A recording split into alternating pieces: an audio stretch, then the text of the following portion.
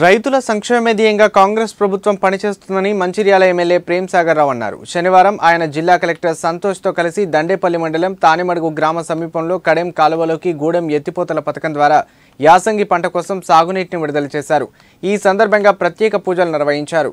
అనంతరం ఎమ్మెల్యే మాట్లాడుతూ నేటి నుంచి మే 17 వరకు గూడెం లిఫ్ట్ ద్వారా సాగునీటిని అందిస్తామని, దండేపల్లి, లక్సెటిపేట, హాజీపూర్ మండలాల్లోని ఆయకట్టు రైతులు సమన్వయంతో వ్యవహరించి నీటిని పొదుపుగా వాడుకోవాలని సూచించారు.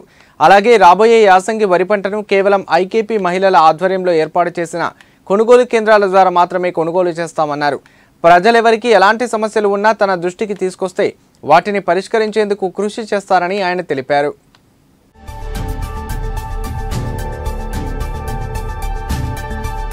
కాకపోతే మరొకసారి ప్రత్యేక ఇంజనీర్ల టీం చెప్తున్నా, కొంచెం మనం మొదలుపెట్టి చాలా కష్టపడి కార్యక్రమం మొదలుపెట్టాం. దీన్ని చివరి వరకు పంట లాస్ట్ వరకు తీసుకుపోయి ప్రయత్నం చేయండి. మన మీటింగ్లో కూడా చెప్పడం జరిగింది, మే 15 వరకు ఇబ్బంది లేదని చెప్పి. మాకు మే 15 అవసరం లేదు, ఏప్రిల్ 15 నుంచి 20 లోపల, మ్యాక్సిమం ఏప్రిల్ ఎండింగ్ లోపల పోతారని అయిపోతే ఏప్రిల్ వరకు లాస్ట్ చివరి చూసుకుంటూ చేయండి.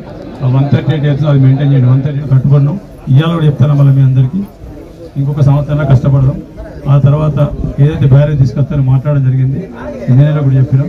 ఈ కొంచెం ఒక నెక్స్ట్ 15 రోజులు పోయి ఒక ప్లేస్ చూసి సెలెక్ట్ చేయమని చెప్పి 3 నుంచి 4 టీమ్స్ బ్యారేజ్ తెచ్చుకుంటే మనకున్న సమస్యలకు ఈ నీళ్ళ సమస్య పరిష్కారం అయిపోతుంది.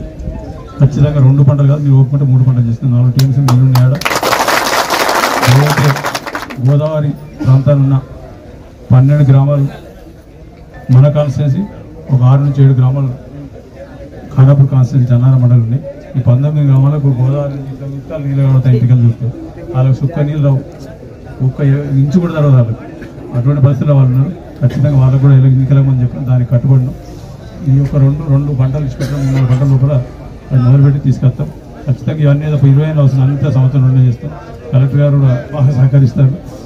మా నియోజకవర్గానికి చాలా అన్యాయం జరిగింది. మా నియోజకవర్గానికి ఈ ఏదైతే డిఎం చెప్తుందో, మా నియోజకవర్గానికి we should get 24.5% of the total Singareni funds.